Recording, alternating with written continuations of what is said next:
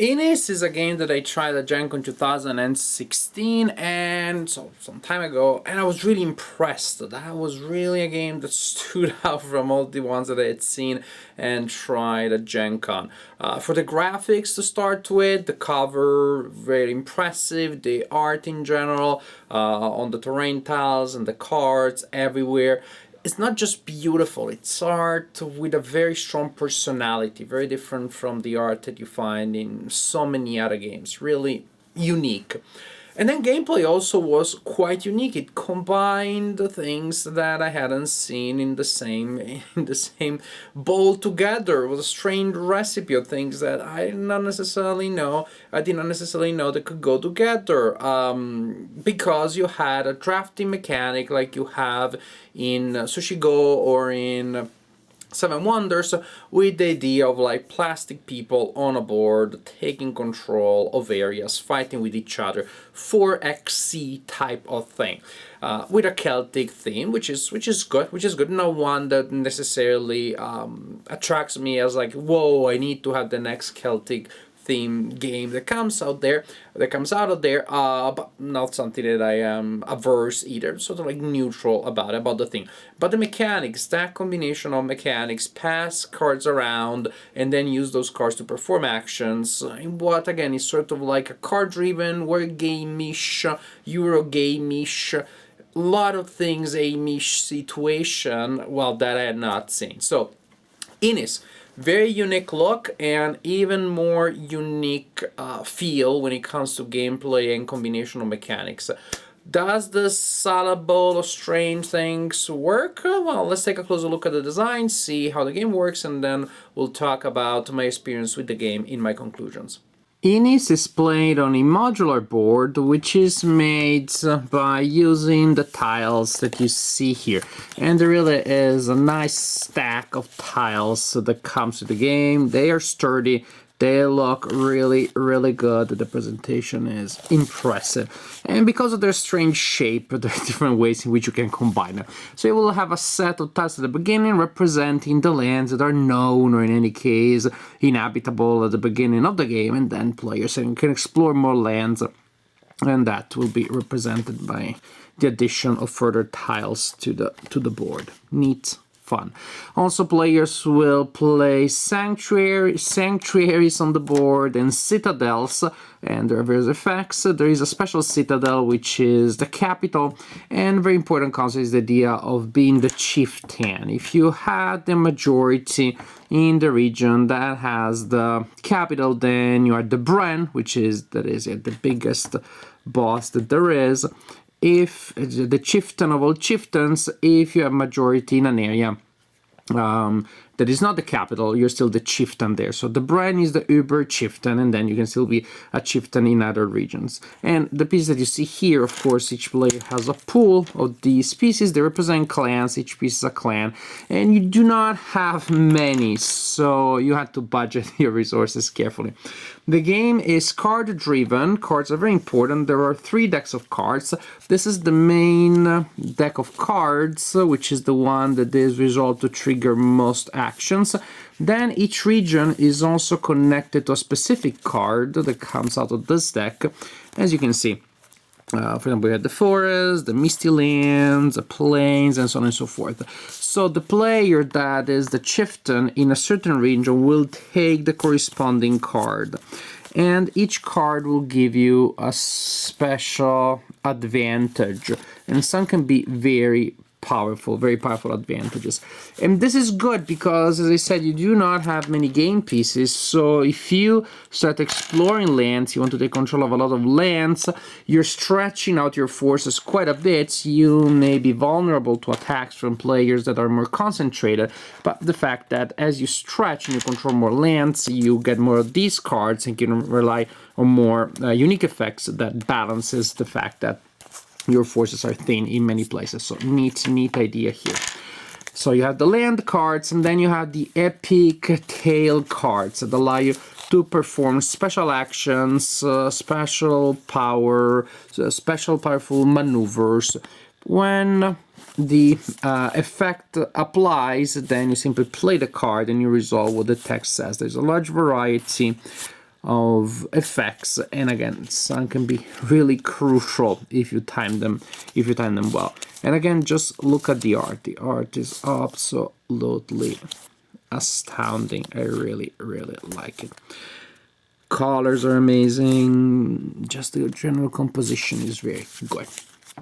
Now, as I said, it is a card-driven game, so players will move around the board, attack each other, do all sorts of crazy stuff, but they need cards to fuel their actions. And the cards that you will actually be able to use will be determined through a draft mechanism. And, well, we will probably have played drafting games before, Seven Wonders, Sushi Go, etc., etc. Here there is an interesting innovation. Yes, at the beginning of a turn, a couple of functions are resolved. For example, you flip the Bren, the chief of all chieftains, flips this token that determines the order in which players will go. It can be clockwise or counterclockwise by flipping this like a coin. But after a couple of these functions, each player receives a hand of cards. And then, like in other drafting games, you select one and you pass the other ones. But here's the trick. Usually in other drafting games, you select a card and you put it down. You sort of commit to it, pass your cards away, and then somebody else gives you a hand of cards. You select another one and you pass these along and you receive other ones, etc., etc., etc. So basically, you commit to a card each turn. Each time that you select one, and you pass the remaining ones to the next player. Not so much here. Here's the interesting idea.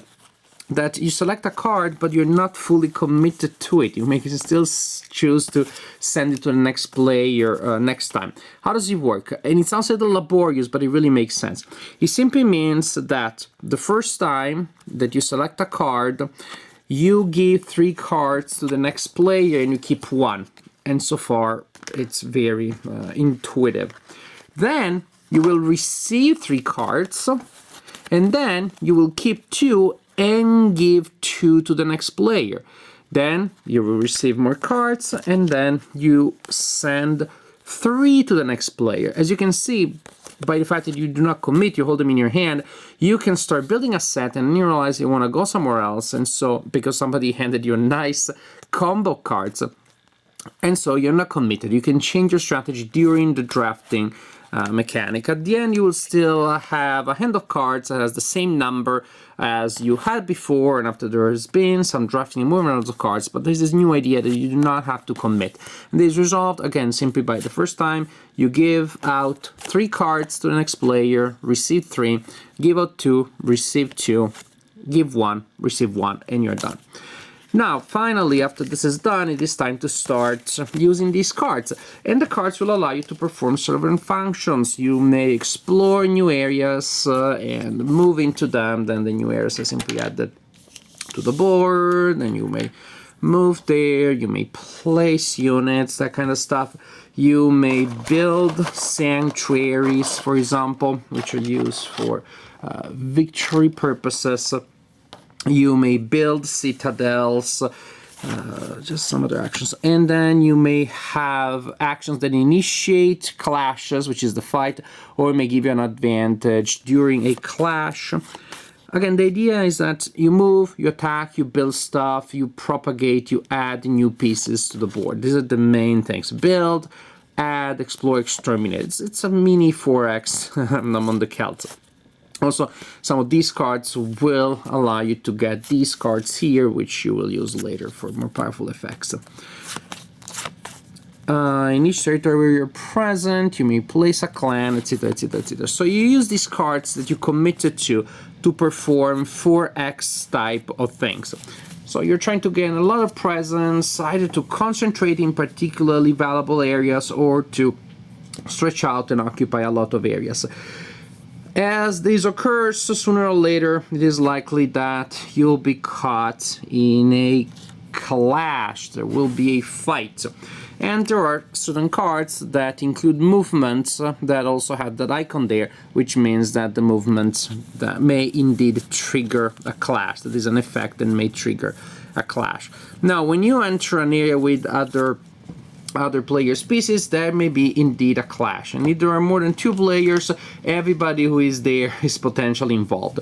The player that moved in by using a card that could trigger a clash is called the instigator. And then at that point, players decide what to do. They do not necessarily have to fight, but if at least one of them wants to, then a fight occurs. And a fight, players take turns performing an action for each combat turn. And during their combat turn, they may choose to play a special card in case there's a card that has an effect that can be used during combat. And again, those can be very powerful. Or you can choose to withdraw, which is pretty intuitive, or you may choose to attack. Attacking is very basic. When I'm attacking, I remove a piece belonging to the opponent. Then my opponent attacks, and so on and so forth. And this seems like very dry, probably sexily dull, but remember, there are a lot of cards, a lot of game effects that will play into this. Yeah, I have 2 people and you attack me with 5, but I've been working very hard building a really tough combo of cards, and at the end I'll be the winner, even if I was sorely outnumbered. However, if I spent a lot of cards that way, maybe I survived a very powerful attack, but then if there is another player, now that player steps in and I don't have my hand of cards anymore, and at that point I'm really vulnerable. But as simple as it is, like an attack means I remove an enemy piece, there's still some depth to be had, thanks to the card system. And this is really the basic idea for go and do 4x stuff away in the world of the Celts. Expand, build sanctuaries, build citadels. Also, at the beginning of combat, you may choose to retreat in a citadel. Only the people that are outside of the citadels count as exposed and are affected by combat. But there are game effects that force people to get out of the citadels and get in trouble. So go there and do the 4x stuff, move around, explore lands, build sanctuaries, build citadels, fight, use special game effects, gain all sorts of advantages, but you're trying to do so not just for the fun of it, but also because you're trying to complete 1 of 3 possible victory conditions. You win if you are a chieftain over 6 or more enemy clans. That means, remember, you are a chieftain if you had the majority in an area. So if there's the situation there, I'm a chieftain over 3 enemy clans. So if I have a majority in several areas and the total of people that are with me and do not have the majority, 6 or more, then I met one of my victory conditions. Also, you may win if you're present in 6 or more territories that have sanctuaries. That may be less than, so you're present in territories that have 6 or more sanctuaries. That doesn't have to be 6 territories because there may be multiple sanctuaries in a single territory. Of course, if you start building a lot of sanctuaries in a single territory, there's going to be a lot of attention that goes there and everybody's going to fight for it. So, presence in territories that have a total of 6 or more sanctuaries, or simply presence in 6 or more territories. In which case, again, you're stretching out, you're thinning, you're developing your lines into thin, small groups, which is dangerous, but if you manage to pull that off, if you are present in 6 territories, no matter in which percentage, chieftain or not chieftain, then you also win the game. Well, at least you win the possibility of getting a pretender's token. So basically, it's sort of like you're sort of like checkmate. You're declaring the fact that you're almost there. You may win. And if at the beginning of a turn there is a player that has a pretender token, and at that point the player still meets the victory conditions, then the player is the winner of the game. This really is a unique game. It really feels different from so many of the games that it seems to borrow from. It really shows that originality is very often a combinatory idea. It's not necessarily, oh, I came up with an idea that no one had before, but really how you put things together in an original way is what determines the overall outcome of your creative attempt. And here the creative operation is very successful because you have a game that is recognizable in a sense, like, okay, I've seen this thing. I put plastic people on a board and use them to eliminate other other plastic people, an action removes a guy. I've done that. I've done drafting, etc., etc. And yet everything looks fresh and new. The combination and some little tweaks here and there just make the game feel very fresh, very original, and different from others. Starting from the drafting system, which is so different from the other ones, because it's really now important not just that you care about what you take in your hand and what you give to the opponents, but that you make sure you're not giving them like a nice combo. You're not giving them a group of cards that may work together, but at the same time you yourself also have more flexibility as you can change your mind going along. The cards go back to me and I'm like, wait a second, I'm not sure that's, I'm not sure about what I'm getting here. And I'm not sure what has been taken. I thought I would get that card, somebody else took it, so is there anything that I can do here? Can I adjust my strategy based on that? There definitely is a sense of freedom there. There is a whole different depth that comes out of this mechanic that is fairly new. I mean, Seven Wonders didn't come out like 20,000 billion years ago. It has been several years now, but so many games have borrowed from it that somehow it already feels, I wouldn't say overdone, but it's very familiar. And yet here we have something that shows it in a different light and yet invents another way of doing it. And then when of course we're spending the cards, I really like how the cards and the effects are linked to each other and are linked to the various elements of the design. And I really like, and I already mentioned this briefly, how there are interesting elements to balance things out so the different strategies feel equally or similarly viable. And some strategies appear to be easier than others. Well, I'm gonna build my huge, enormous army here. No one is gonna be able to touch me, and I'm gonna start, them moving into two large armies, and I'll subjugate a couple of clans, and I'll win that way. Meanwhile, you may have the player that the people ignored that has been expanding possibly in the background, trying not to be noticed too much, not to be attacked, and try to win through the control of several territories, the presence in several territories, and that player is particularly weak, but then you have the cards that balance the fact, the cards that are linked to the terrain. So going for control of terrain weakens you on one hand, but gives you advantages thanks to the effects on the cards.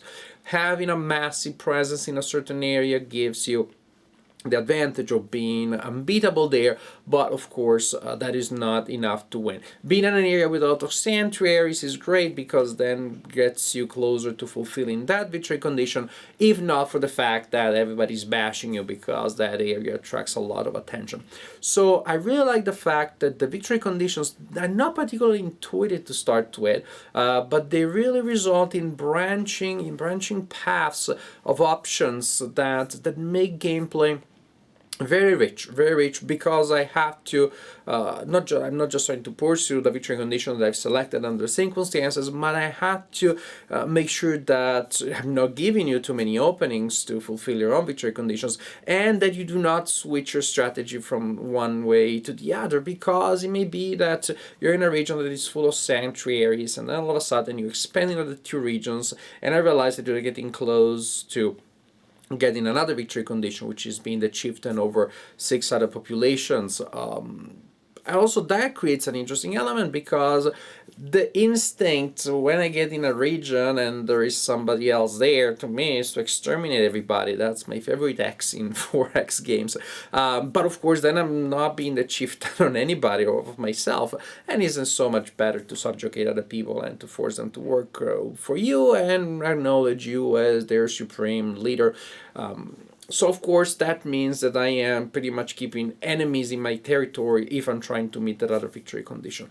Again, victory conditions about controlling territories or having a majority in an area, we have seen them a million times, and yet here they are done well. They are used organically and dynamically, and with this possibility of switching from one to the other, and with the danger that anyone you commit to, somebody else may be going in a different direction. It almost to me almost like non-symmetrical gameplay. Although the rules are the same for all sides, with some special rules for the brand.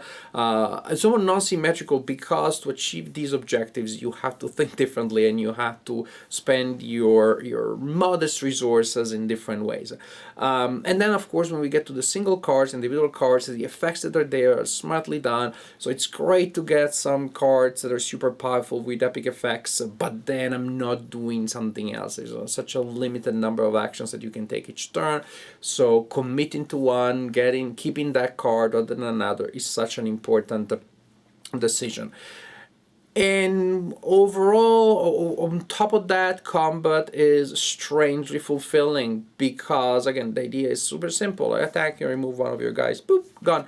But then there's a possibility of some surprises that come out, some ace up your sleeve, some special effects that allow me, for example, to recover the people that you had destroyed, bringing them back, to destroy some extra person, to bring in reinforcement at the last minute. There are all of these like curveballs that can be added to what is otherwise such a dry, mechanical, deterministic combat that makes combat strangely interesting and full of surprises. Really, really impressive. So I like it. I like it a lot. It's a 4X game in a sense. That is also a Euro game. That is also very trashy. That is also a drafting game. That is also a bazillion other things. And yet, when all these things get together, the salad bowl that results is one that is really appetizing, full of delightful things to bite and taste and experiment with. So very impressed, very impressed. I had a very good impression about the game the first time that I tried. Going back to the design a couple of months later brought me even more joy because I got to appreciate it even more. Definitely impressive design. It feels unique. I don't know what you have in your collection, but there probably is an open slot somewhere in there on your bookshelf, on your game shelf for Inis. Because it's not going to be a duplicate or anything else. It really is its own thing. Originality is a big plus here, but being original per se is not enough. I want something that is original and good, and Inis definitely has both such things. Good and very original, very unique, and very good.